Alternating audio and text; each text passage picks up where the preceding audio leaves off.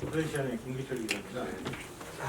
그 재확진자가 7건 있었는데요. 그 원인을 밝혀내셨는지 그걸 좀 보고 싶고요. 그리고 그 긴급 재난 지원금 관련해가지고 대형마트하고 SSM을 사용하지 못한다고 하셨는데 제가 파악한 바에 의하면 본사가 여기 없는 이 지역에 없는 경우에 사용할 수 없는 걸로 알고 있습니다. 그런데 이제 주유소 같은 경우를 보면 개인이 운영하는 주유소가 있는가 하면 본사 직영 주유소가 있습니다. 그럼 본사 직영 주유소는 사용할 수 없다는 것인데 이런 거에 대한 안내가 전혀 안 되고 있습니다. 이거에 대해서 생각해 첫 번째 부분 저도 다시 한번 확인을 해보겠습니다. 원칙적으로는 저희 지역 내 주로 이 치료의 소상공인들 그런 이제 대형 마트는 안 되고 세부적으로 항상 있는지 한번 챙겨가지고 다시 한번 알려드리도록 하겠습니다.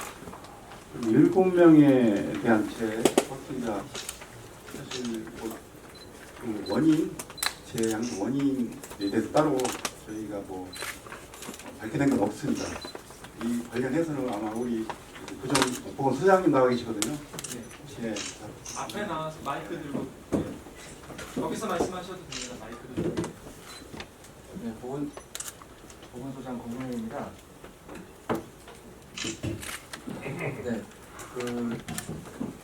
지금까지 알려진 바에 따르면 코로나19가 4월 초 당시에는 재확진자가 이제 대구 정부에서부터 발생을 해서 우리 시에서도 검사를 해서 7명의 재확진자를 발견을 했는데 당시에는 이제 재감염이나 아니면은 다시 몸 안에서 바이러스가 활성화가 돼서 전파력이 있는 거 아니냐가 굉장히 불분명했습니다. 하지만 지금까지 그 재확진자들의 혈액 배양 검사하고 항체 검사를 해본 결과 지금의 원인은 특별히 새로 감염된 것이 아니라 이게 RNA 바이러스인데 바이러스가 더 이상 활성력을 잃었다 하더라도 체내에 남아있는 바이러스의 조각이 있을 수 있고 그 바이러스의 조각은 활성력이 없는 것으로 추정되고 있습니다. 그래서 새롭게 감염되었다기보다는 기존에 감염되었던 바이러스의 활성력을 잃은 바이러스의 조각이 체내에 잔존해 있던 것이 검출되었다. 지금까지는 이렇게 추정되고 있습니다.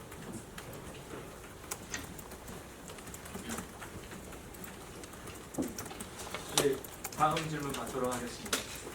네, 홍 기자님. 네, 뉴스팀의 홍근진입니다. 우선 코로나 사태가 이제 어느 정도 진정돼서 생활 속 거리두기로 들어갔는데 그동안 수고해주신 의료진, 우리 담당 공무원들 노고에 시민으로서 감사드립니다. 두 가지 질문 드리는데요. 우선 첫 번째는 오늘 오전 현재 확진 환자 중에 격리된 환자가 1명. 이분 상태가 어떤지 좀 궁금하고요. 그 다음에 진단 검사 받은 분들이 지금 중에서 자가 격리되어 있는 분이 218명인데 그 중에 해외 입국자가 213명. 5명이 해외 입국자가 아닌데 이분들은 어떤 연유로 격리가 됐는지 하고 그 상태는 어떤지가 궁금하고요. 두 번째로는 정부 지원금 관계인데 우리 시는 지난 3월 말에 이미 정부 지원금하고 자체 지원금이 중복되는 거는 피하겠다. 예, 그렇게 발표를 하신 적이 있어요. 그 당시에 저소득층, 소상공인, 아동 양육 가구, 문화예술인 그래서 순차적으로 이제 30만 원에서 50만 원까지 이렇게 지원 계획을 발표를 하셨었는데 얼마 전에 국회에서 법이 통과가 되고 확정이 돼서 이분들한테 지급되는 거는 기존 그대로 중복이 안 되는 건지 그게 궁금하고요. 지금 여민전으로 지급을 하시는데 당초 우리가 여민전 발행하려는 계획이 있었잖아요. 이게 지금 정부 지원금이 여민전으로 발행되면 초과 발행이 될 것 같은데 그 부분에 대해서는 혹시 미비한 점이 없는지 보완해야 될 점이 없는지 캐시백을 또 차별해서 안 주신다고 했는데 그것도 혹시 그 예산 관계 때문에 그런 건지 궁금합니다. 이상입니다.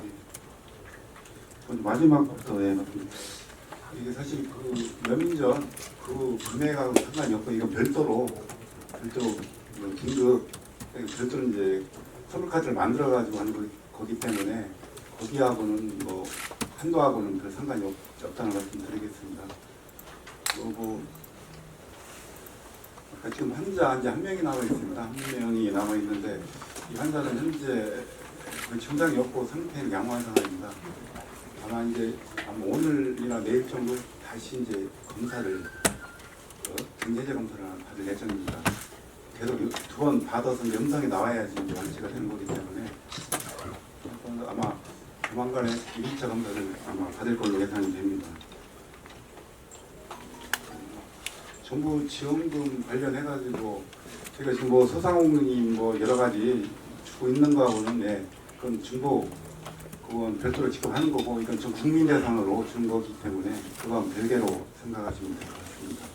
다만 저희가 이제 정부 지원금 확정되기 전에 내부적으로 중소득 100% 이하 주려고 했는데 준비를 하고 있는데 정부에서 이제 70%까지 주는 걸로 나와가지고 저희는 거기에 맞춰서 따라하는 걸로 했기 때문에 저희는 이제 중앙정부하고는 중복은 아니고 지금 주는 건 이제 같이 하는 걸로 생각하시면 되겠습니다. 예, 추가 질문 기자님. 예, 정통일보 김재웅 기자입니다. 그 긴급 재난 지원금과 관련해서 한 가지 질문 드리겠습니다. 그 긴급 재난 지원금 기부 의사를 밝힌 그 시민들에 대해서는 어떤 혜택이 주어지는지 좀 구체적으로 설명 좀 부탁드리겠습니다. 기부를 하게 되면 일단 그 소득세 해가지고 15% 보통 이제 16.5% 100만 원이면 15만 원 정도 지금 발표를 하고 있는 상황이고 직접적인 혜택은 그렇고 기부 의사를 밝히는 게 아마 다음 주부터 이제 그 카드사 통해 가지고 이제 신청이 되는데 그 시스템이 이제 조만간 오픈이 될 텐데 저희도 아직 그걸 못 봤습니다. 다만 거기에 보면 신청하고 별도로 이제 기부 그게 이제 표시가 돼가지고 기부를 하게 되면은 또 얼마나 할 건지 그런 것까지 아마 거기서 신청할 때 하도록 아마 그렇게 시스템이 구축되지 않나 그렇게 생각을 해봅니다. 추가 질문 네, 중돌고 유명한 기자입니다. 오늘 발표된 자료가 직접 관계는 없지만 이제 앞으로 이렇게 감염병 이 세종에 발생했을 때 어떻게 대응하느냐 관련해서 감염병 전담 의료기관에 대한 필요성이 항상 강조되어 왔는데요. 세종에서는 그동안 서울에 있는 국립중앙의료원을 세종에 유치해야 된다라는 여론이 있었고 지난 선거에서 공약으로도 발표가 되었었는데 최근에 서울시가 대체 부지를 제시하면서 사실 세종 유치는 좀 어려워지는 게 아닌가 이런 분위기입니다. 시에서는 이에 대해서 좀 어떻게 대응하시는지. 저희도 이제 뉴스 보고 이제 또 서울시하고 의료원하고 아마 어느 정도 협의가 된 걸로 지금 나오고 있어가지고 저희도 잠깐 그 사태를 좀 계속 보고 있는 상황입니다. 따로 저희가 별도로 추진하고 있는 상황은 아니고 사태를 다 가면서 결정을 좀 해야 될 것 같아요. 네, 추가 질문. 예, 이 기자님. 이철 기자님.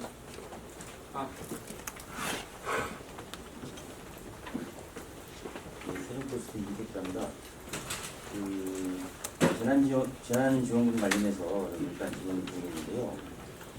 이 조건에 보면 3월 30일부터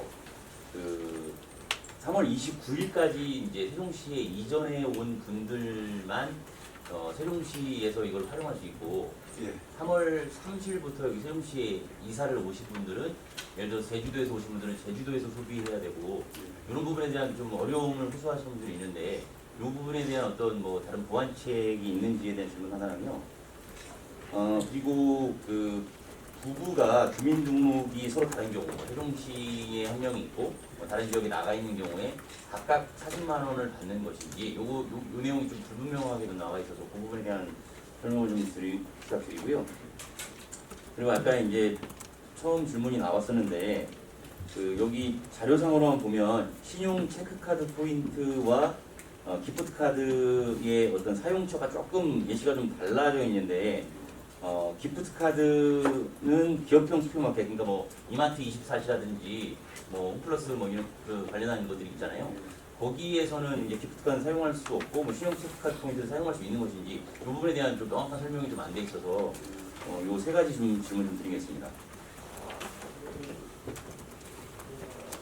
그래서 아마 저희 이제 기준이 3월 29일 현재로 해서 아마 됐는데 이사하신 분들 아마 이 회의를 통해서 아마 시도에서도 그런 회의를 많이 했습니다. 아까 얘기한 것처럼 제주도에서 이제 그럼 3월 30일 날 왔으면은 제주도까지 가가지고 근데 일단 신청하는 건 온라인으로 가능합니다. 근데 사용을 하는 걸 일단 거기에서 충분히 되기 때문에 그런 문제가 있습니다.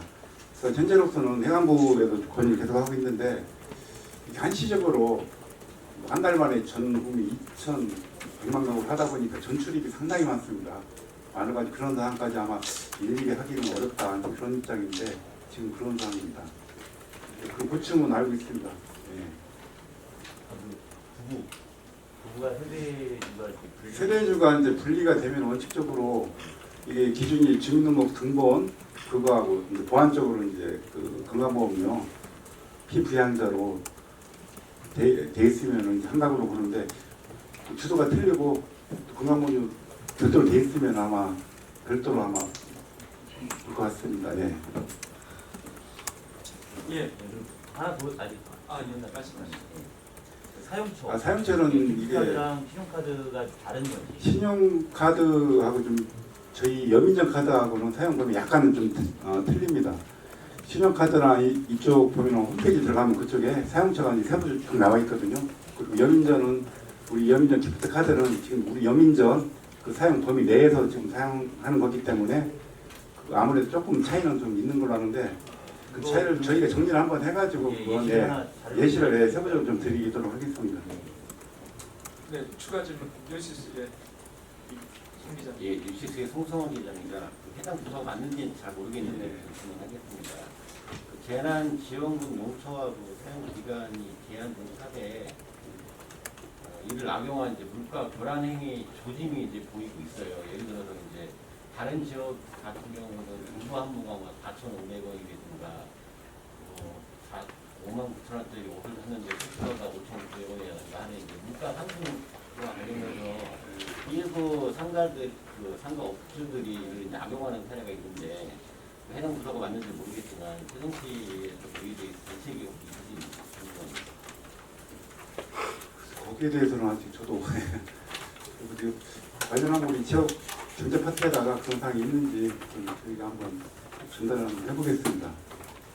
네, 추가 질문 받겠습니다. 예, 최 기자님. CMB 뉴스채널의 최종기자입니다. 제가 코로나 선제 대응에 대해서 말씀 시기를 드리려고 합니다. 사실 우리 지역 같은 경우는 일본 환자가 확진되고 나가지고서 한동안 잠잠했던 게 사실이거든요. 이게. 그러고 나서 이제 입원 환자가 발생 기문해가지고 급속도로 이렇게 퍼지게 됐어요. 특히 그 헬스부를 비롯한 중앙지역 부처 쪽에 많은 그 확진자들이 발생이 되는데 그 이유가 어디에 있는지 거기에 대해서 말씀을 한번 해주시고요. 두 번째는 이제 그 입원 확진자도 우리 그 이제 뭐 소위 얘기해서 이제 수소 확진자라고도만 여러 관계에 말씀을 좀 많이 하셨는데 이분이 천안에서 15일날 이제 교육을 받았는데 주파 테스트 교육을 받았는데 우리가 그 접수를 받은 게 3월 2일날 유선으로 통보를 받았어요. 우리 시에서도. 그리고 3월 3일날 밤 11시쯤에 공문으로 또 받았거든요. 이게. 근데 그 공문을 받은 사람이 지금 없어요. 받기는 받았는데 누가 받았는지를 모르겠어요. 그리고 나서 3월 5일날 충청남도에서 어떤 경우가 있었냐면 이분에 대한 조치를 좀 빨리 해달라고 하는 재차 공문을 또 보냈어요. 그래서 3월 5일날 브리핑 때 이게 이제 발표가 됐거든요. 이렇게 늦어진 이유가 어떻게 왜 이런 일들이 일어났는지 거기에 대해서 좀 말씀 좀 한번 해주시죠. 첫 번째 질문에 지금 일본 환자하고 또 입원 환자가 이제 3월 5일 그리고 헬스부가 이제 3월 10일부터 이제 계속 이어졌는데 그 입원 환자는 사실 이제 줌바텍스 관련성이 있어가지고 입원 환자를 비롯해서 9번인가까지 이제 계속 연관성이 있는 거고 해수부 관련은 사실 거기 접촉 여부는 저희가 확인을 못했기 때문에 그 다음 회수부 내에서는 이제 또 내부적으로 이제 전파가 됐을 텐데 누가 전파자인지 그것도 중앙에서 역학조사를 했습니다만 명확하게 지금 밝혀지지는 않았습니다.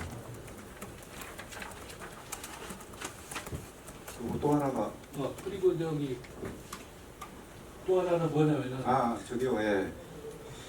제가 알기로는 입원 환자가 3월 5일 날 확진이 됐거든요. 근데 저희가 이제 공무원 충남 들어오부터 3월 3일 밤에 저녁에 받은 걸로 알고 있습니다. 다만 거기 그 공무원에는 이제 별도 그 명단이 없고 이제 공무만 있어가지고 3월 4일 날 저희가 또 충남 도여에다 연락을 해가지고 5일 날 오전에 이제 그 명단을 갖다가 받아가지고 보건소에서 바로 입원 환자한테 연락을 해가지고 오후에 이제 검체 채취가 돼가지고 그날 확진이 된 것으로 저희는 그렇게 파악하고 있습니다. 이게 이런 문제들이 왜 이렇게 늦어졌는지, 그리고 이분이 교육받은 지가 2월 15일이거든요. 예? 그리고 나서 확진되기 시작한 지가 27일부터 확진되기 시작했다고. 그러면 우리 시에서도 거기 교육을 받던 사람들이 있었는데 그거조차도 우리는 파악도 않고 있다가 충청남도로부터 3월 2일 날 유선으로 전화를 받은 게 있었어요. 이게 유선으로 받았는데도 불구하고 누군지를 파악을 안 했단 말이에요. 이게. 그래서 결국에 5일 날에 이 사람이 이제 밝혀진 거지. 이렇게 늦어지는 행위적인 이유가 뭔지, 어디서 문제가 있었는지 그거를 갖다 분명히 규명을 좀 하고할 필요가 있을 것 같아요. 저희가 이제 연락 와가지고 저기 할 전까지는 어떻게 방법이 없었습니다. 그분이 자발적으로 만약에 저기를 했으면은 빨리 했을 텐데 그분도 계속 있던 상태에서 저희가 이제 연락을 받아가지고 이제 3월 5일 날 했기 때문에 약간 그런 상황이 좀 있었던 것 같고요. 다만 이제 충남도에서 저희한테 좀 빨리 좀 해줬으면은 좀 좋았을 텐데 그런 아쉬움은 좀 있습니다. 예.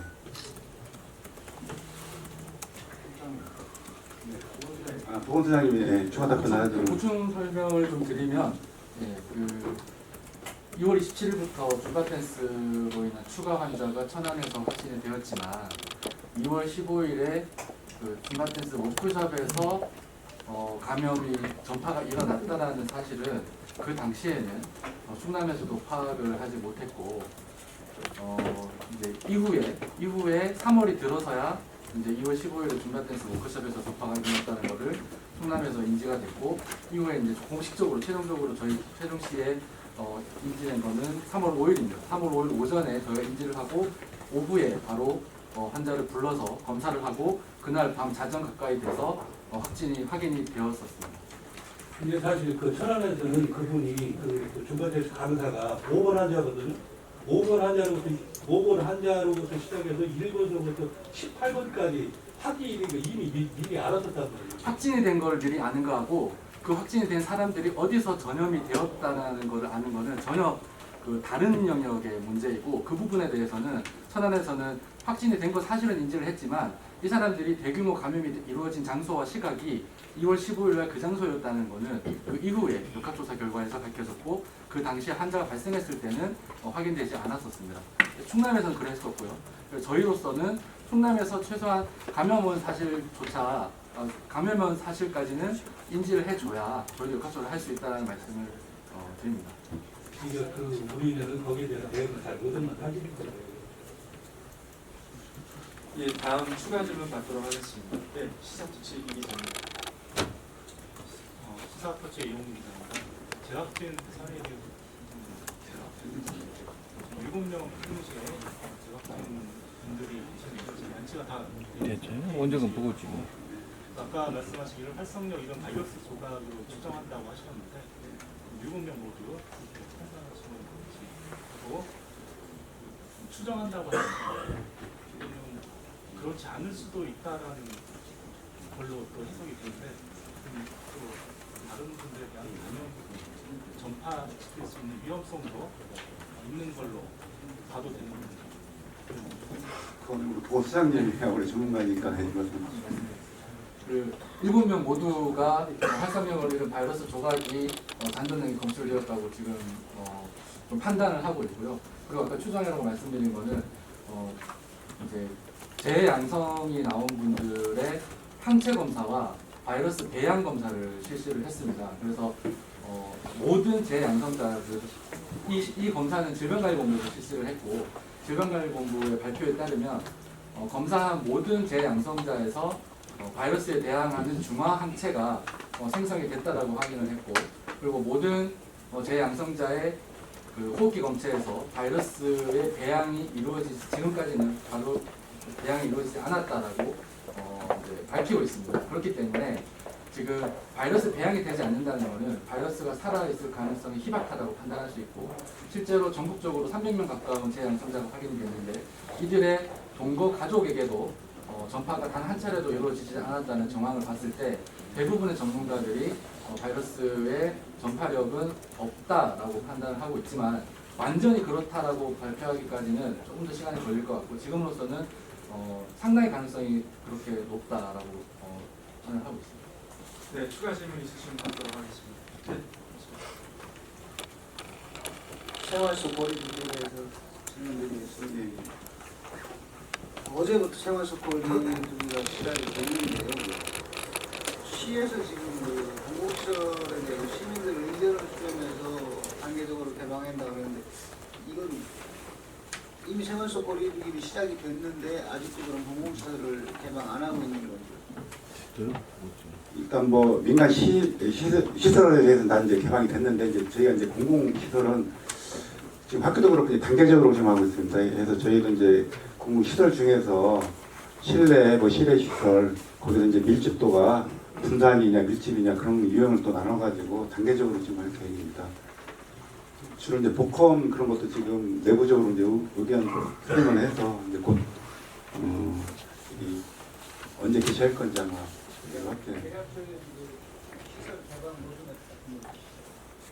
대부분 저희가 알기로는 5월 말까지는 대부분 순차적으로 아마 할 걸로 알고 있고 보험에 대해서는 우리 이걸 어제 준 거 이거 내부 자료인가요? 아니면 우리가 얘기 내부 자료가 아직까지 논의 중이거든요. 보험도 연차적으로 결정을 해가지고 좀 더 의견을 듣고서 좀 운영을 재개할 계획입니다. 네, 이제 한 2분 정도만 더 받고 브리핑을 마치도록 하겠습니다. 예, 세종방송 이현기 예, 세종방송이정입니다. 그 5일부터 생활 속 거리두기가 시행이 됐는데요. 실제로 제가 그날 지역에 있는 대형 유통업체에서 마스크 착용을 하지 않은 그 방문객들은 매장으로 들어갈 수 없다라고 안내를 함에도 불구하고 실제로 들어가는 사람을 봤습니다. 화를 내면서. 이런 경우에는 어떻게 조치를 하시게 되는지 말씀 부탁드립니다. 사실 그건 이제 저희 이제 공모사항이고요. 뭐 개인 우리 주민들이 이제 협조를 해서 할 수밖에 없는 상황입니다. 강제로 구분에 대해서 조치할 수 있는 방법은 없고요. 다만 저희가 이제 거기에 따른 여러 가지 홍보라든지 지도라든지 이런 건 행정지도 계속적으로 이제 해 나갈 계획입니다. 네. 예, 미래세종일보 장석 기자입니다. 마이크. 예, 예, 미래세종일보 장석 기자입니다.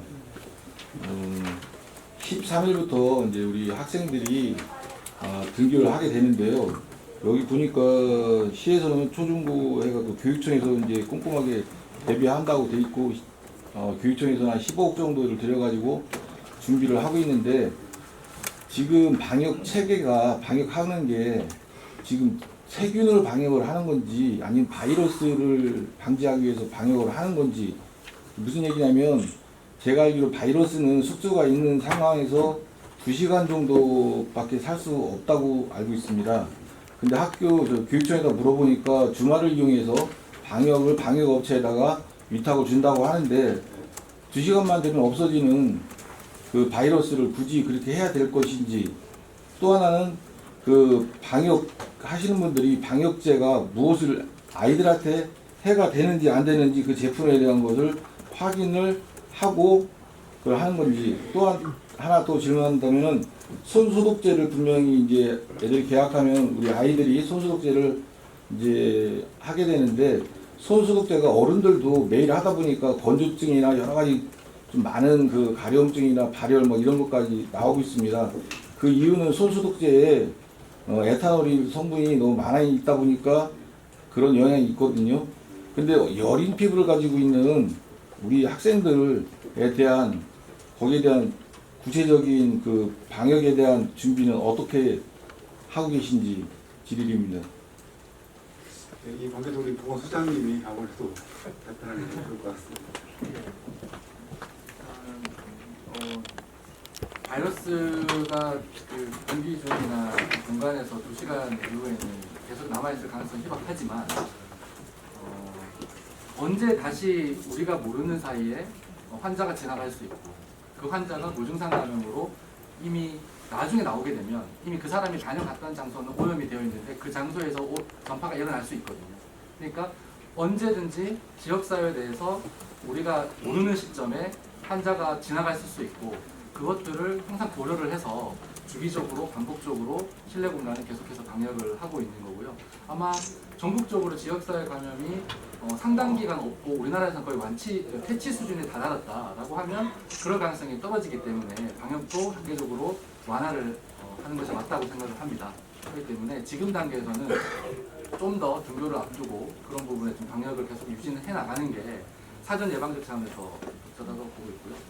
그리고 이제 지금 이제 하고 있는 방역 약품 자체는 이제 표면에 있는 바이러스를 이제 살균시키는 그런 것인데 그것이 굉장히 뭐 아이들에게 더 굉장히 뭐 이제 유해하다거나 물론 그것을 뭐 직접 흡입하거나 직접 이제 소화기로 들어가면 위험하겠지만 일반적인 방역을 통해서 그 장소에 아이들이 생활한다는 것 자체만으로 위험하다라고 알려져 있지는 않습니다. 그리고 손소독제 같은 경우에도 아이들에게 굉장히 위험하다면 저희 이거는 뭐 전국적으로 아무래도 가이드라인이 있고 회피를 해야 되는 그런 기준이 있을 텐데 지금까지는 그렇게 할 만큼의 어떤 위해 요소가 크진 않은데 저희도 그런 부분들에 있어서 계속해서 좀 관심을 가지고 혹시라도 그런 위험이 없는지 살피겠습니다. 유해하지 않으면 자주 방역을 하면 되는데 유해하기 때문에 주말을 이용해서 방역을 하는 거잖아요. 왜냐면 애들이 없고 그 냄새를 맡아가지고 계속 지속적으로 잠복해서 냄새를 맡으면 그게 저가 찾은 결과의 내용에 보면 기형아를 나중에 출산할 수 있는 뭐 그런 게 몸에 쌓인다고 저는 들었거든요. 지금 제가 조사한 거에는 그렇기 때문에 주말을 이용해서 방역제를 소독하는 걸로 알고 있습니다. 근데 아까 말씀드린 대로 2시간 정도만 지나면 숙주가 없는 상황에서는 죽는데 굳이 학교에서 토요일, 일요일 방과후 토요일날, 일요일날 방역을 할 이유가 있는지. 그래서 이제 무조건 유해하다 안 하다의 이분법적으로 판단은 굉장히 어려운 상황이고요. 유해할 수도 있기 때문에 혹시 몰라서 가급적이면 아이들이 없는 시간대에 그렇게 방역을 하는 것이고요. 그리고 또 2시간 이후에는 사멸된다고 하지만 그래도 또 다른 확진자가 지역사회에서 이미 또 다녀갔을 수 있기 때문에 또한 방역을 하는 거고요. 그래서 그런 불확실성의 정도와 그 다음에 득과 실을 계속 고민을 해가면서 조절을 해나가도록 하겠습니다. 네, 추가 질문이 없으시면 이상으로 정리의 브리핑을 마치도록 하겠습니다.